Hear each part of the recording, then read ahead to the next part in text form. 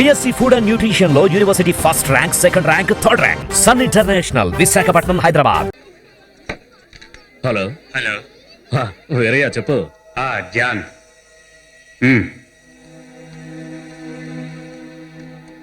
ఒకసారి నువ్వు ఇక్కడికి రావాలి. మనం ఒకసారి ఆమె దగ్గరికి వెళ్ళవలసి వస్తుంది. వస్తున్నాను కాదు, వెళ్ళాలి. వెళ్ళక తప్పదు. అక్కడికేనా? అవును. డ్రైవర్ వద్దురా, కారు తీసుకుని వచ్చాయి. కారు నడపడం నా వల్ల కాదు. సీన్ అర్థమైంది. నువ్వింకా తాగద్దు, నేను వెంటనే వచ్చేస్తాను. డాడీ రా my little sweet heart. Not fair daddy.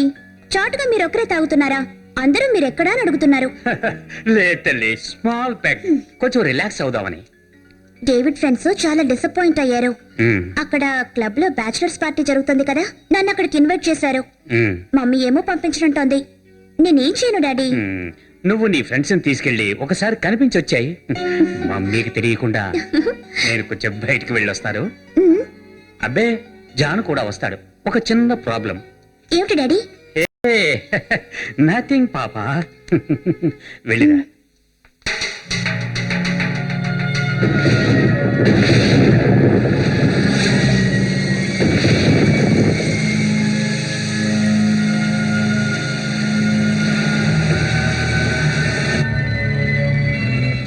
భార్య పిల్ల ఉన్న విషయాన్ని నేను దాచిపెట్టి ఎలీసాకి దగ్గర అవ్వలేదు.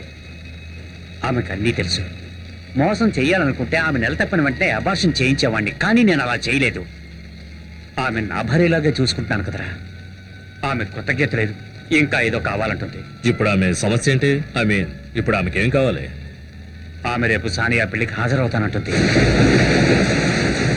ఆ విషయం అందరికీ తెలియాలంట. చిన్నప్పటి నుంచి మనిద్దరం కలిసి ఉన్నాం. రేపు నా కూతుర్ని నీ కొడుకు పెళ్లి చేసుకోబోతున్నాడు. అంతకంటే సంతోషకరమైన క్షణాలు నా జీవితంలో ఇంకేముంటాయి? అవన్నీ నాశనం చేయాలనుకుంటుంది. అందరి ముందు నా పరువు పోవడం కావాలి దానికి. ఇదిగో మనం వచ్చేసాం. టెంపర్ లూజ్ అవ్వకుండా ఆమెను నువ్వు డిప్లొమాటిక్గా డీల్ చేయాలి. అర్థమైంది కదా? అలాగే.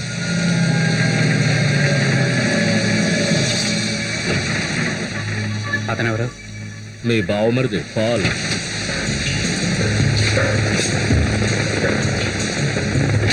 ఇతన్నెవరు పిలిచారు? నేనే పిలిచాను. వాడు మంచి మాటకారే. నీ విషయాలన్నీ పాలుకు తెలుసు కదా. ఇతనైతే మంచి రాజకీయ చాతుర్యాన్ని ఉపయోగించి కాంప్రమైజ్ చేస్తాడు.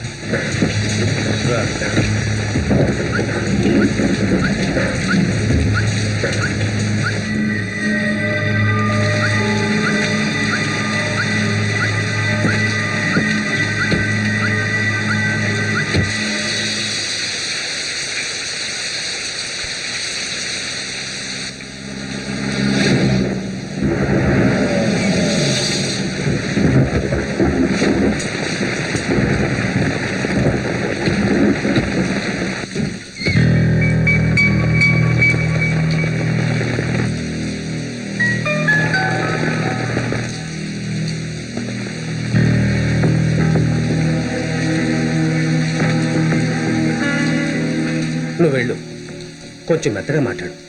నేను జాను బయటే ఉంటాను. అవసరం వచ్చినప్పుడు వస్తే చాలు కదా. అవును, అదే మంచిది.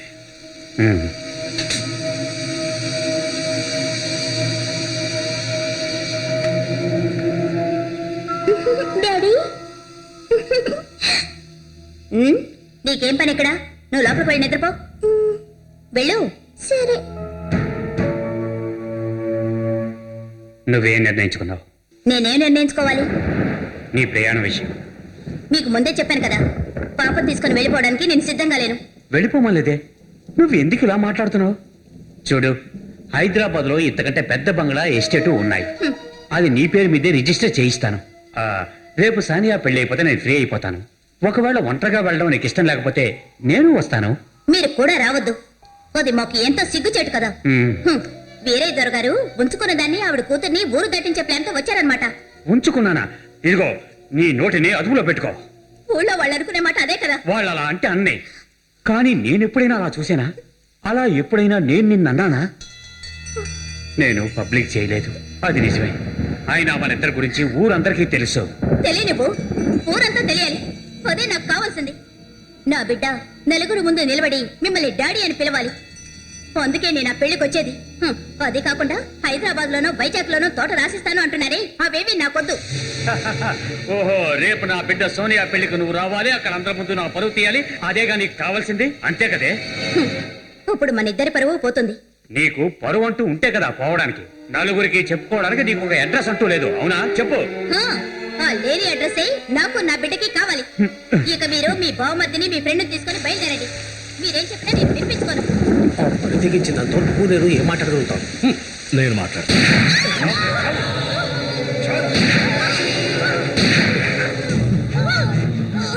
నిన్ను చేరదీసి జీవితంలో చాలా పెద్ద తప్పే చేశాను. నిన్ను ఇలాగే వదిలేస్తే నాకు జీవితంతో మనశ్శాంతి లేకుండా చేస్తావు, దుర్మార్గురాలా.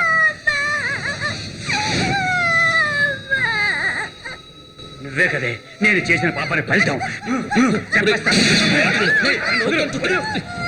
నేను చేసిన పాపానికి శాశ్వత మిగలకూడదు. తుపాకీ వదిలు. నేను దాన్ని చంపేస్తాను. చెప్తున్నాను. దాన్ని వదలను. దాన్ని నేను కూడా- వీరయ్య, రేయ్ వీరయ్య, గాడ్, వీరయ్య, నా తప్పేం లేదురా.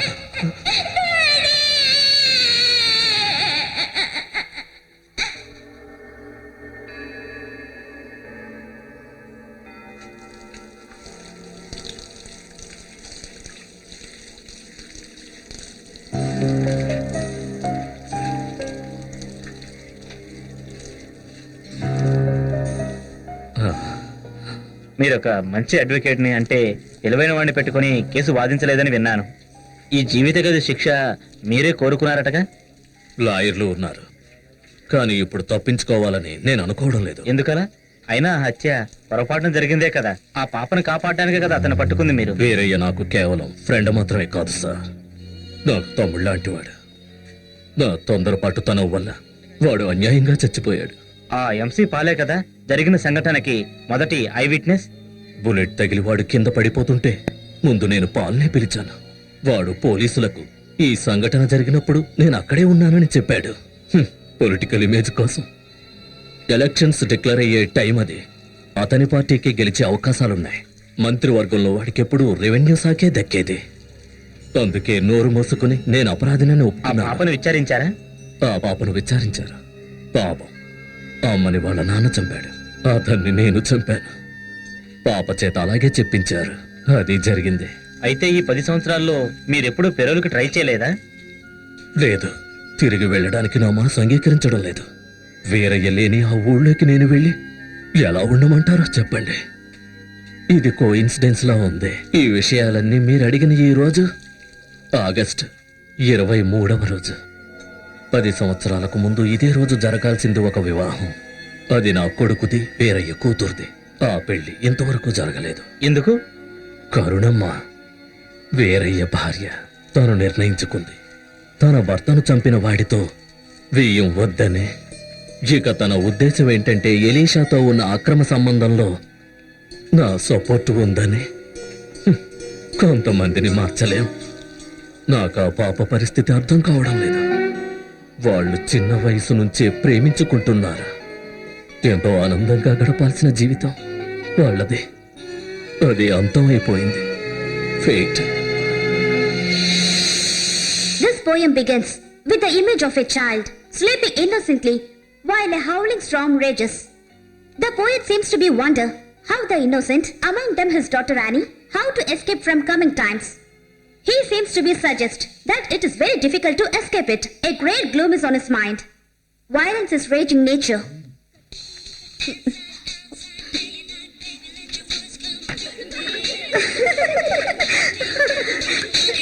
Rama, I told you many times. ఇంకొకసారి సెల్ రింగ్ అయిందంటే దాన్ని బయటకు విసిరేస్తాను, జాగ్రత్త. Mind it. Sorry madam. SIT. So, violence is raging nature. Whose phone is that? It's yours, ma'am. Sorry. Hello, నేను క్లాస్లో ఉన్నాను. ఏమిటి? I can't hear you. Hello, can't hear you. Hello. Hold on for a second.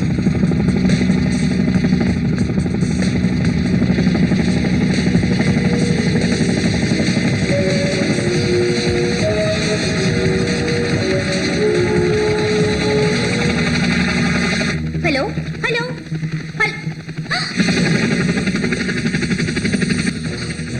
Jesus నా గురించి అసలు వీడేమనుకుంటున్నాడా?